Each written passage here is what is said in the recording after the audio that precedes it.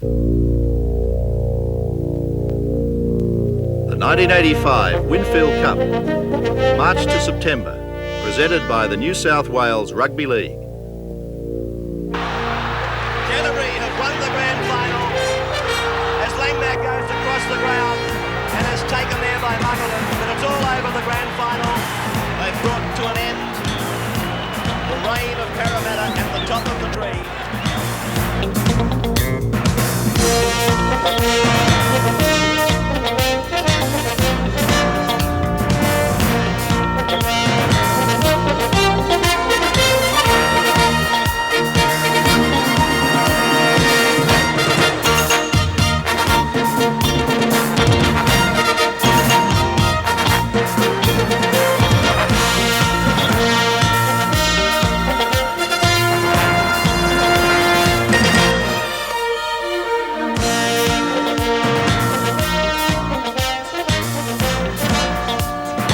Rugby League, a game for all, whether you are watching, listening to or playing.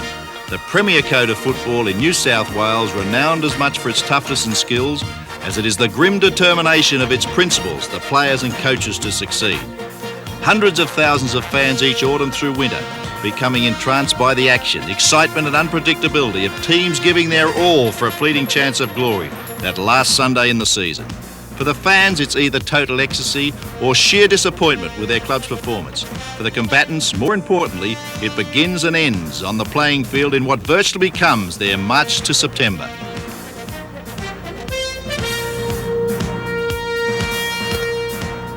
Following a great grand final victory in 1984, the Canterbury Bulldogs were installed firm favourites before a ball was even kicked in 1985. But probably the furthest thing in the minds of the Western Suburb Magpies was a premiership victory. As the season opened, they were very simply concentrating on survival. It's been a survival situation at West for the 2 years I've been there. It means a lot of guts to me. It means that everybody has to really pull out a little bit extra to really make sure we do survive. Survival for Western Suburbs is probably gaining credibility, proving that we are good enough to stay in the first grade competition. It takes a lot when you are in limbo for 3 or 4 months at the start of both years I've been there. It's a very difficult thing to overcome.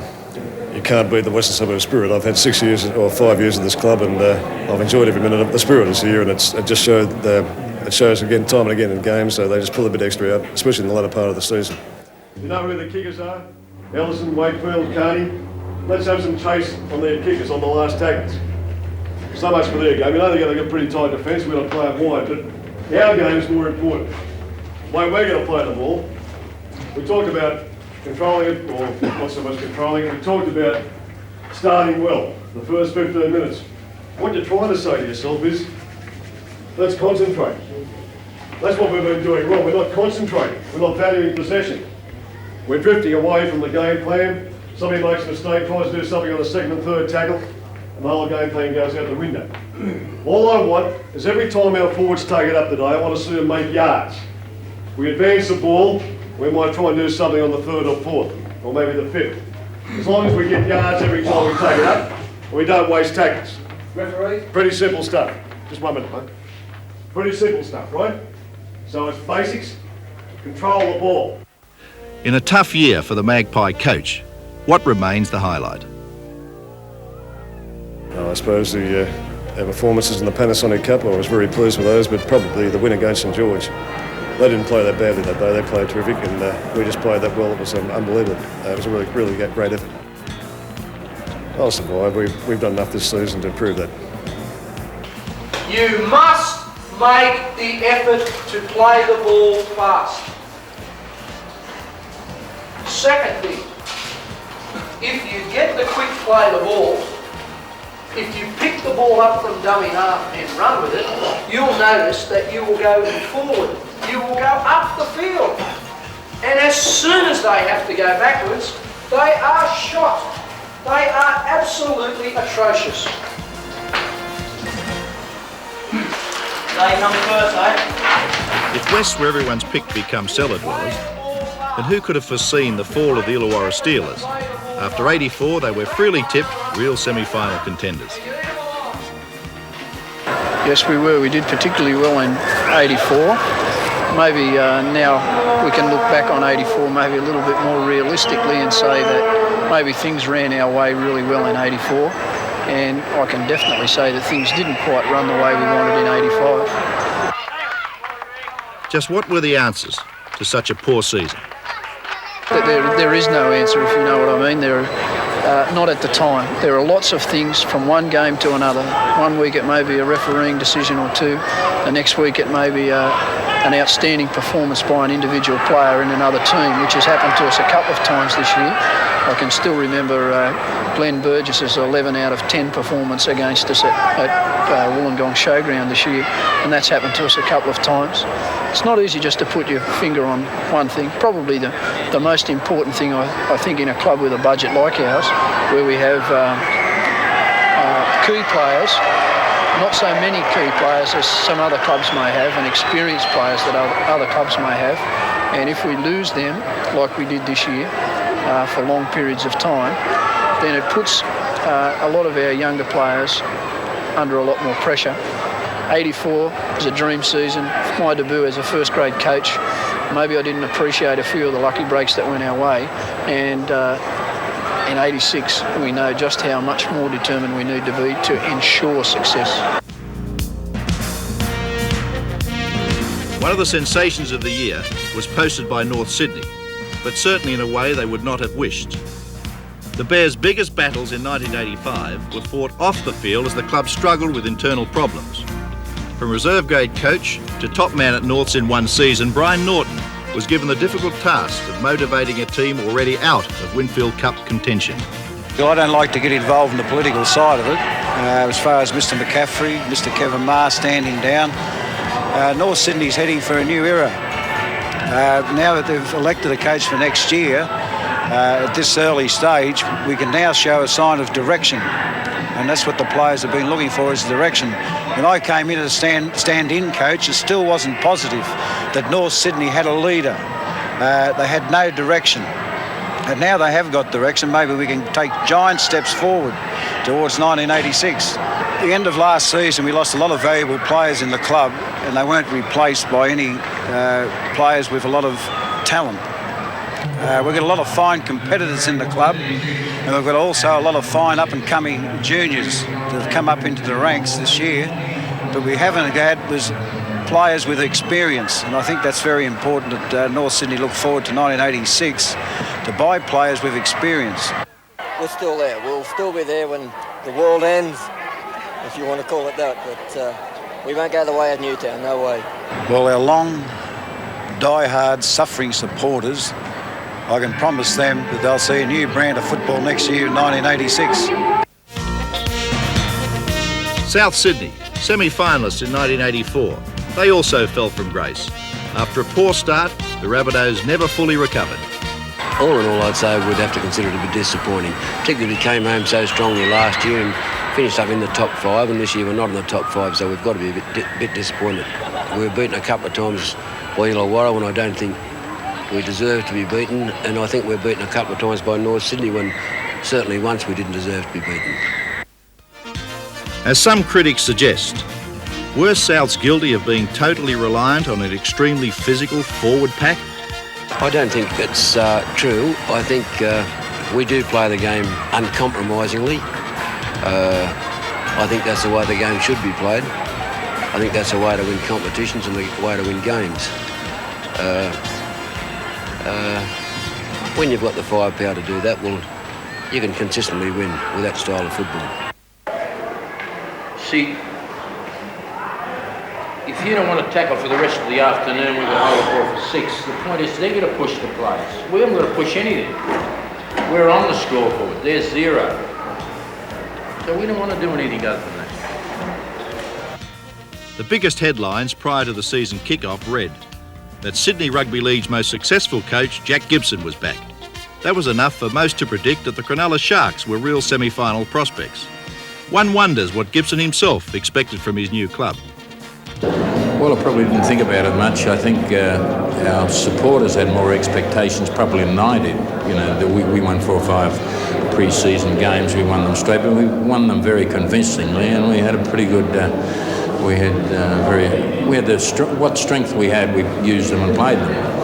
But I think they started to think playoffs, not only playoffs, it was grand final. Probably if I could relate it, like the fans are never satisfied. I can remember when we won our third premiership with Parramatta, and before I got out the gate, everyone was saying, you'll do it again next year.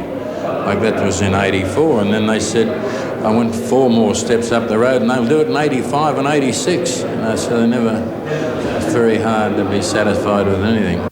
The loss of Steve Rogers in the first round was immeasurable in the eyes of the master coach. We lost our lead players. We lost Rogers, Nixon, Harris. We had to recruit that with talent. We put talent in their place, but we couldn't put experience in their place. If 1986 is a search for further improvement, what is Gibson looking for? Well, I can't gaze into the crystal ball, but we did miss out by a couple of games. So we haven't got to improve that much. We think we can maintain it next year, what we did, plus maybe we're looking for a couple of game improvements, so that's about a 10% improvement. If we can do that, we can get to the playoffs. All we've done really is reinvested in our troops we've got this year. We've bought a few less named players with little teeny-weeny scrapbooks, and we're trying to make them big fat ones next year.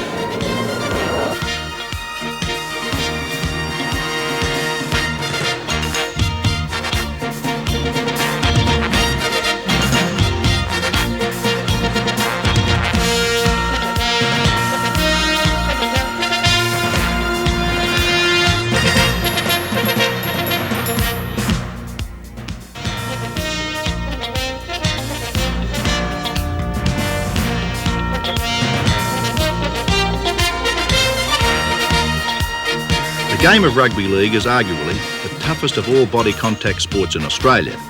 Obviously, players demand a lot from themselves, but do they really think the fans fully appreciate just what they go through in a season? Well, I think the average man in the street just think you come out there and you're supposed to play brilliant every day, but as I said in my column at the start of the year, that there's a lot of players are human beings too. They've all got families and they've all got work commitments and they've got their housing and mortgages to pay off and all that sort of thing. And we all live just like everyone else. And the only thing is that we're probably a little bit more skillful in the field of rugby league.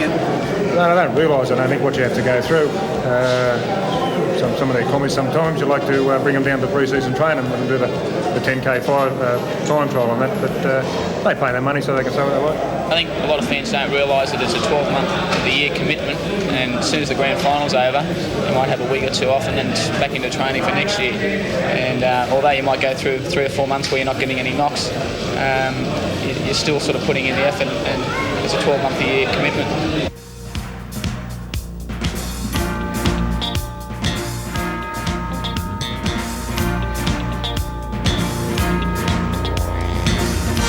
In an era of supposed big money, then what does rugby league mean to the players? And just what are their rewards and goals? I don't think you can ever achieve your highest point. It's a goal that you've always got to chase, and I'm still chasing it now. I'm in my 10th year. But when I reach that ultimate high, then I retire. Any player that goes around just chasing big bucks is kidding himself. You've got to really like the game, otherwise you can put in the effort. St George have met a lot of good friends here and other clubs. I think that's the main thing. The good social side of things. I've always enjoyed that side of rugby league and have to continue to do so. But it's mateship and the people you meet. Premiership is when I was a boy, 7, 8 years of age, back in Wagga, I used to watch the great side, South Sydney and Balmain and Manly, and to play on the SCG. There's no better atmosphere than the SCG, and I think to get the grand final is an achievement for yourself and for the team and for the coach. As professional sportsmen, they are all winners, and they want to stay that way. But to do so, sacrifices have to be made. Well, I don't know if it's my sacrifices more so than what my family have to sacrifice. I've got 2 little kids. They hardly see me through the football season, through training, and when I was playing representative football, you're away for weeks at a time, and your wife, I don't think people realise the support that they give you, and that's been probably a highlight of my last part of my career. You go through a little bit of pain after a game and during training, but I think the satisfaction you get from playing the game far outweighs the bad points. You've got to have a very understanding family, whether you're married, whether you're not married. I think that's a very, very important basis of if you're happy at home, you're happy on the field. Quite obviously, there is a fine line between success and failure. What provides the difference between winning and losing? A lot of the players in all the clubs now are preparing themselves more and more on the physical side of things, weight training, sprint training, tactics and all that sort of stuff. And it comes down to who's best mentally prepared on the day as to which team wins. In the modern game of rugby league, we hear so much of coaches and players' game plans. What about the man in the middle who controls the limits to which those plans can be extended? I try to get a standard in the first 10 to 15 minutes, and I hope that standard maintains through the game. Like you set your penalties, set your fives, set your scrums, what you want in that first quarter of an hour. And if you can maintain that through the game, that's good. But I try and do it in the first 15 minutes. The game plan for a referee basically divides into your 5 yards and your ruck and your scrums. Your scrums are nothing certain in a rugby league scrum, of course, particularly from week to week when you've got different personnel to work with. In a game so extensively covered by the media, what are the referee's worst fears? From my point of view, I think that I hope I don't give a decision that costs the team 2 competition points. Well, of course, the worst thing that can possibly happen in a match is to be forced to dismiss a player from the field. Well, I suppose a head-eye tackle or a nasty incident that will force you to send a player from the field. That I make a mistake which costs the team a game. Mistakes obviously occur, and when they do, how are those situations handled? Well, basically, we're drilled from when we first start refereeing that if we do make a mistake, to forget about it and get on with the game. If we tend to dwell on it, that's when we make further mistakes and you lose concentration totally then. Well, I think you have to leave it there. I think that you can't go around looking for square-ups. I don't think that's part of the game, and I definitely don't do that. I go out and try and put it out of my mind and try and get on with the game. Whoops, firstly, and secondly, good example was, I suppose, when you put your arm up the wrong way. It happened to me a couple of years ago in a first grade match, and it's very embarrassing. The player obviously knew what had happened. I called him out to tell him for the reason for the penalty, but he obviously knew, and that's when you just got to put it way out of your head. That's one that you've got to wear, that you've got to cop, and there's no way in the world you can even that one up, because if you try and even it up, say, well, here's one to the other side, that takes it out of the realm of mistake and into the realm of cheat. They have to learn to live with pressure, and in doing so, what is their reward? I love rugby league, and I pull up when I'm on the way home if I see kids playing or the like, because I love the game, and I've always been playing since I was about 7, and I hope I'm here for another 10 years or 20 years.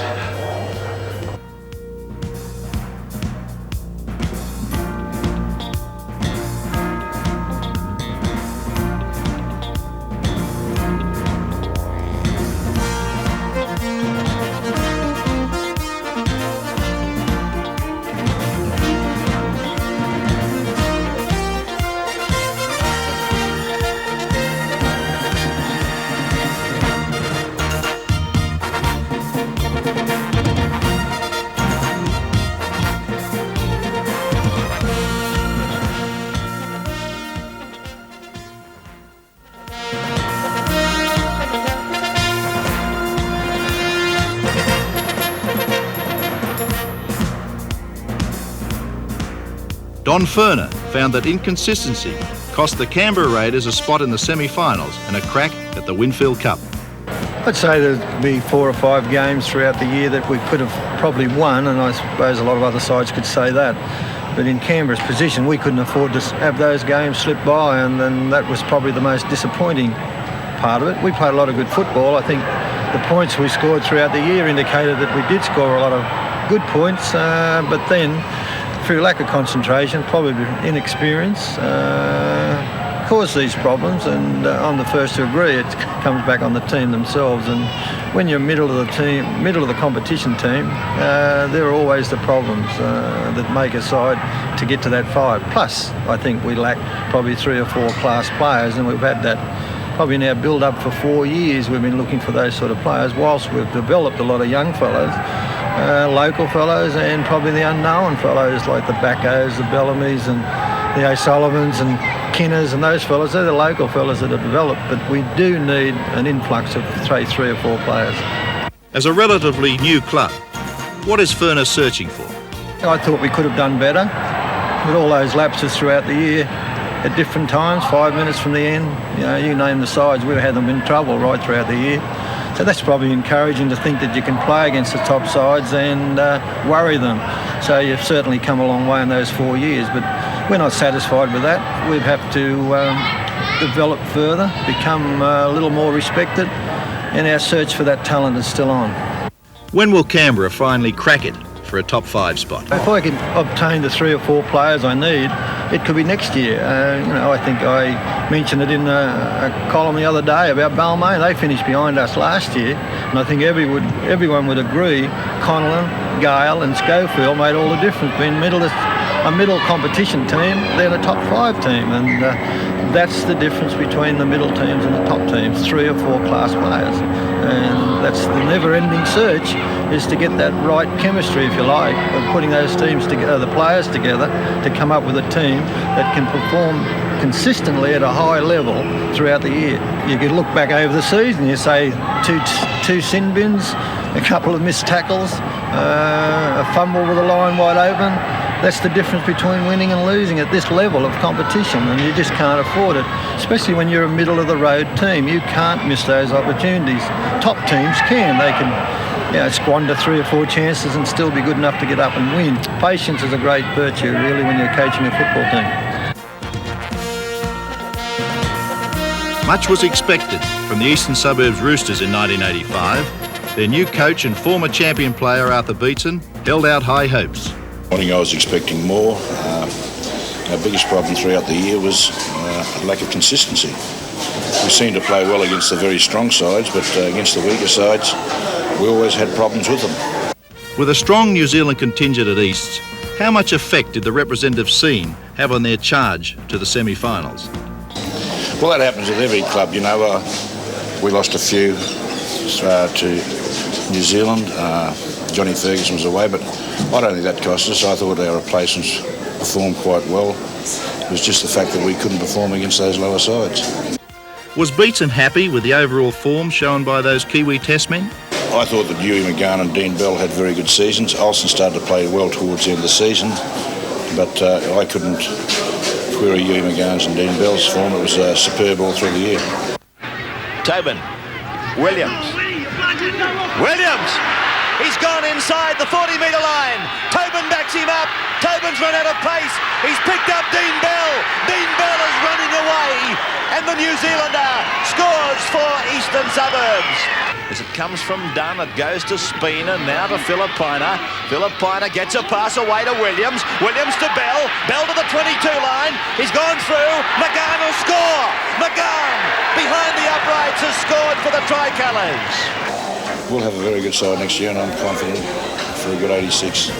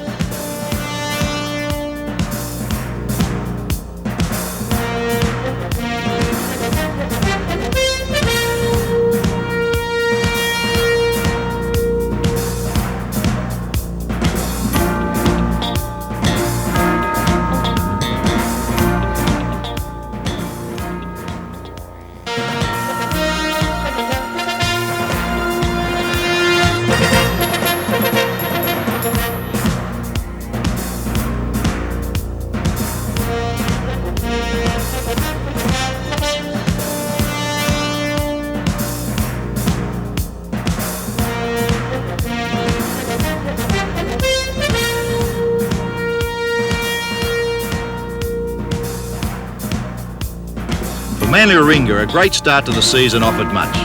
Their second round collapsed, however, leaving Bobby Fulton disappointed but certainly not disenchanted. Well, I suppose disappointed at not making the 5, but when you look at halfway through, we're going along fairly steadily. We were running second, and we had the best defensive record in the game, and we're right up there in the points for. But you know, the wheels fell off halfway through, and it was exactly halfway through when we lost our representative players, and it's been pretty well documented, and I don't want to sort of harp on it any longer. But basically, if we would have won another probably 1 or 2 of those games, number one, we wouldn't have been into a playoff situation, and number 2, we probably would have been right up there battling for a second or third spot. If the representative scene remains Manly's biggest hurdle, are the Sea Eagles looking towards the Codes administrators for a solution to the problem?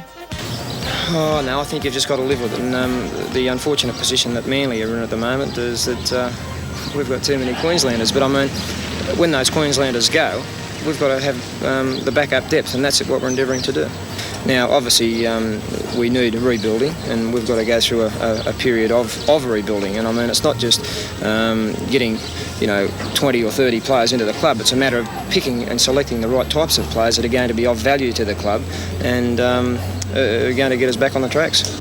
Even though their form did fall away in the second round, it did take a play-off at the Sydney Cricket Ground to finally rule them out of the 5. How else can you rate the Penrith season other than successful?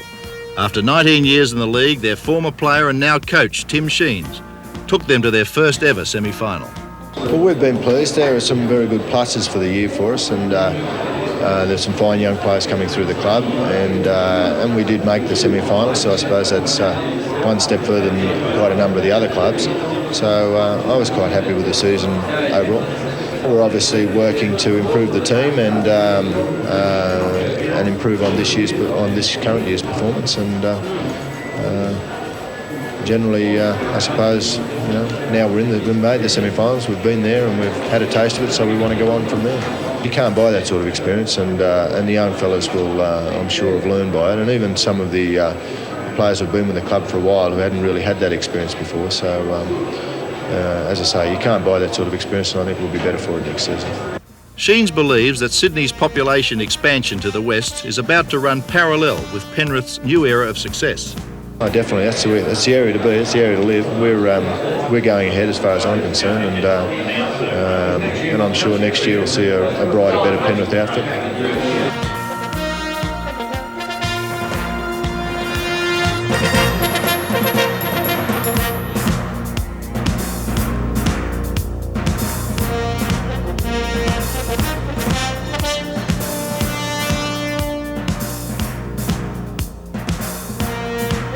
What a year for the Tigers.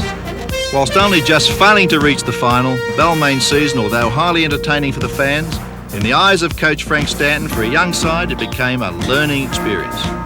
Oh well, how to handle the pressure and the byproducts of being a semi-finalist, and in terms of concentration and what things to concentrate on and how to handle themselves. And I think that they've learned quite a few lessons. Getting to the final 5 is one job, and then it becomes a whole new ball game once you get into the final 5. And when you add it all up, it's a very successful year for Balmain, but it's also a disappointing one. There were obvious highlights as Stanton reflected on the season.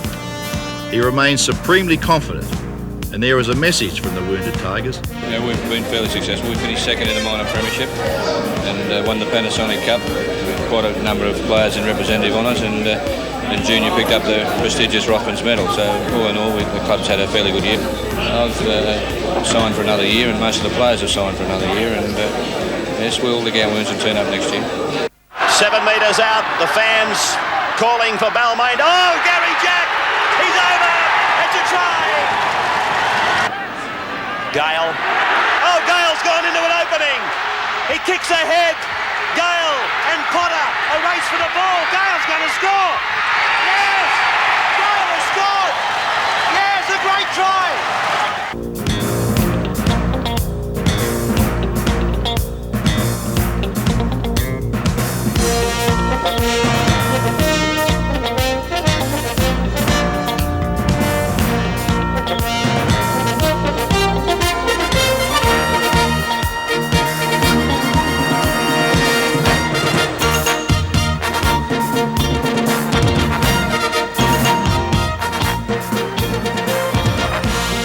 For John Money, If the Parramatta Eels were to make their 5th straight grand final appearance in 1985, with stars like Sterling, Growth and Kenny missing the early part of the season, he was aware that the added responsibility would fall on experienced men like Price, Ella and Cronin. We did have a lot of players away, and when we did our grading at the start of the year, we looked to overcome that problem, and we tried to grade players that we felt could go straight into a first grade side. There was a lot of responsibility taken on by Cronin, Price and Ella, and they really did the club proud the way they carried out the first half of the season. They took the matter into their own hands on the field, and we, as a coach and a selector at the club, it was my job to put people out there that wouldn't let them down in those situations, and I'm very happy with the way the club performed in the first round. All coaches are aware that it is essential to finish in the top 3 positions in the semi-finals. Moni felt, after a successful start to the season, the transition period for his stars on their return from England cost them that goal. Well, I think the side went wrong when we did get all our players back from England and we failed to consolidate. We were in second place when they came back, and we had a lot of trouble with consistency. We couldn't put 2 and 3 wins together, and you know, there was obviously a problem there about the players being able to get up every week for the game. And you know, I really think that's where our problem started, when we couldn't get a run of 2 and 3 victories. When they got back, Sterling got into trouble with a knee injury, and so we were back in trouble again. And then, like I say, it was lack of consistency in the second round, I felt. When we started the season, our main aim was to finish first, second or third. We failed in that area, which put us on a tightrope once we came into the playoffs. And you know, we've been walking that tightrope now for 3 or 4 weeks, and we've come up with victories. And in the final, we just came up against the Canterbury side that were too good on the day, and their defence was spot on. And you know, it'll be one great game in the grand final. Moni's feelings, though, underline just how close the 1985 season really is. Well, I've always maintained that the top side and the bottom side, if they clashed on any given day, if the bottom side had a good day and the top side didn't play that well, that the bottom side could beat them. So there's 13 very good clubs in the competition, and on any given day, the bottom side could beat a top side. But once you get up into the area of playoffs and you've got the top 3 and 4 sides, well, it's just who does what on the day, and you know, that's the way it goes. A grand final and a final in 2 years for John Moni. He must surely be a frustrated coach. Oh, well, it's a tough job, coaching. It's probably the best job in the world when you win, and when you lose, it's the worst job in the world. You know, you don't think that it's worthwhile. And, you know, it certainly makes you become very humble when you get beaten. I know, you know, I enjoy the victories, and I probably suffer the defeats, but that's the way it goes, and that's why it's such a great game, rugby league.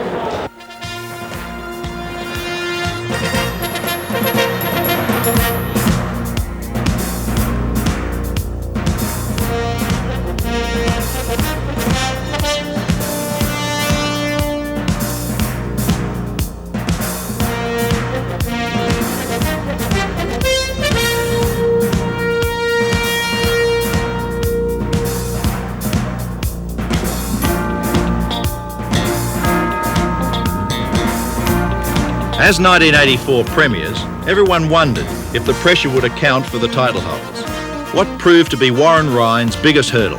Well, I don't know about what was going to be their biggest hurdle, but what we found was our biggest hurdle, that every side played us as if it was their measuring stick, because we'd won the title last year.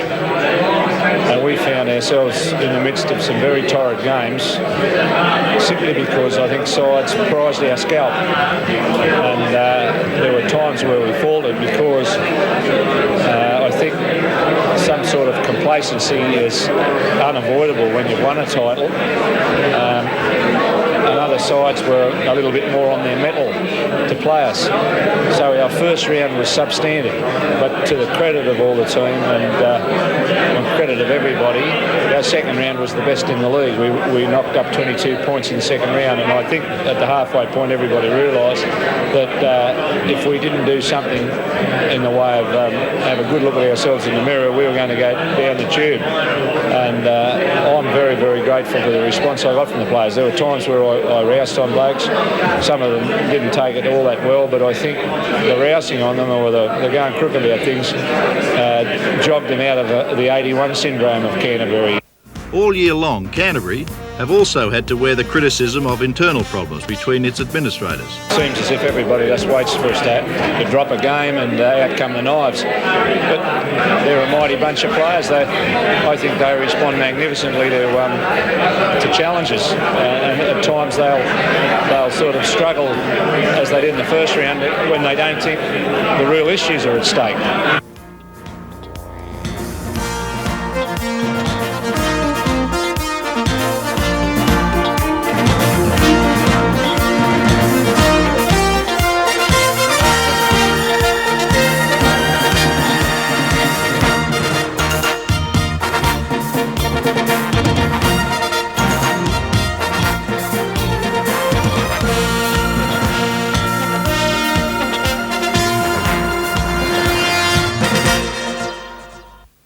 Traditionally, semi-finals and grand finals just would not be the same without the presence of the red and white of St George.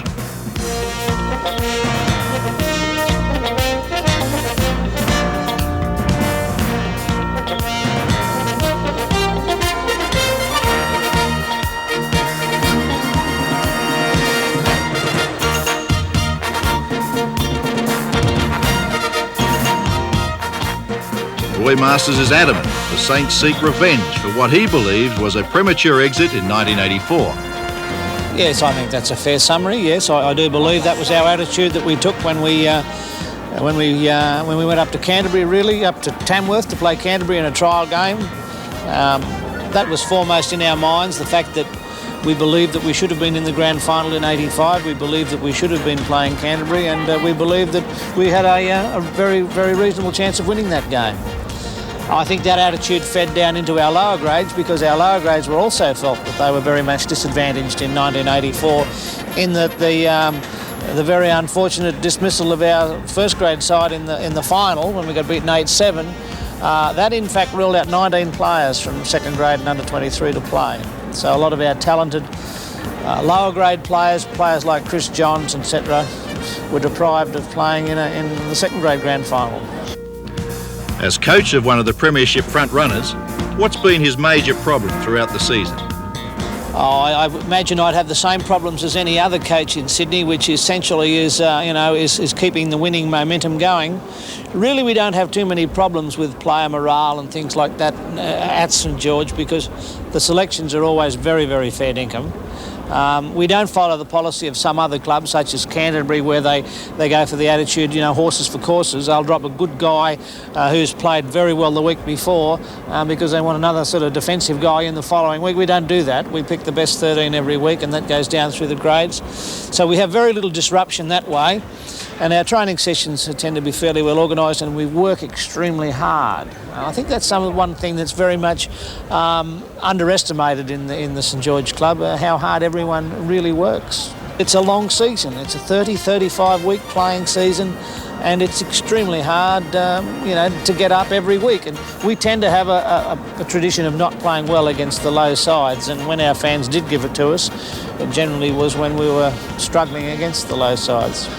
With players so physically fit, Masters underlined the importance of a coach playing the role of psychologist. I suppose a coach has got to be pretty much like a good detective. He's got to walk around in the dressing room before the game and look for signs of players who don't look right, and spend 5 or 10 minutes or 2 or 3 minutes with each one of those players. And there are the typical signs, the white faces and the fellow who's showing a little bit of nervousness, and the guy who goes to the other extreme, a bit of false bravado. Not that I've seen that happen too much at our place. And I would like to think that I'm now in a position at St George of being able to read our guys pretty well, so that I know the occasions when they do need a little bit of psychological support. They won't need any, of course, tomorrow. In Roy's mind, what would he think Warren Ryan might be passing on to his players prior to the kick-off? Well, I imagine that there would be something along the lines of the Canterbury Iron Curtain, their brick wall defence. That they would keep moving forward as one and just waiting for St George to make errors. And a reminder that after all, they are the 1984 premiers. and that they go into tomorrow's game as that, and they're still number one until 4:30 tomorrow afternoon. Just what would be the final words of last year's Premier coach as his team prepares for the ultimate goal?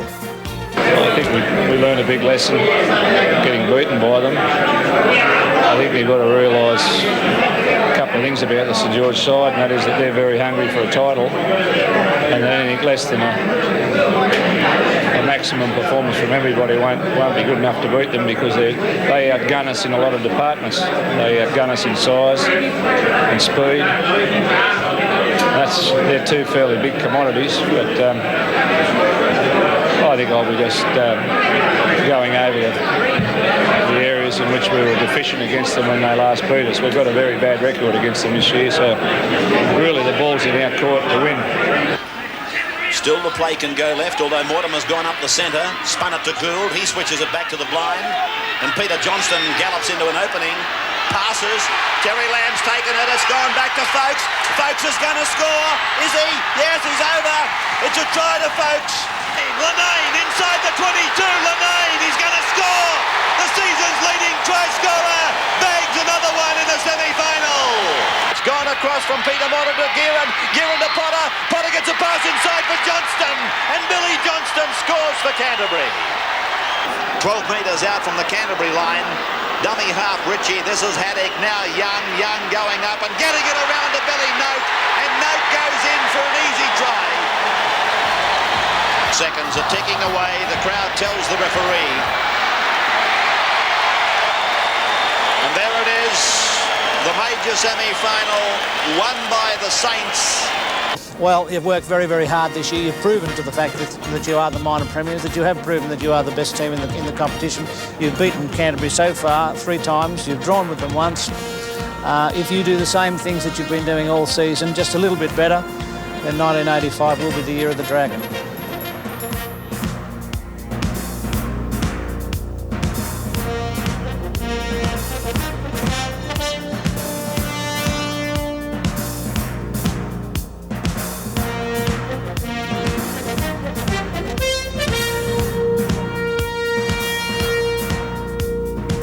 '85 has been a long, hard season, to some not quite long enough. Although for Canterbury and St George, their search for glory remains unanswered. March to September can only fulfil the dream of one team.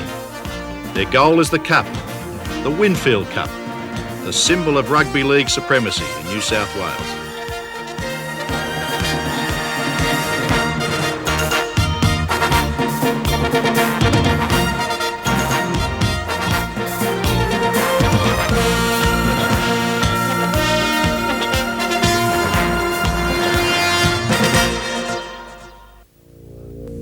The 1985 Winfield Cup, March to September, presented by the New South Wales Rugby League.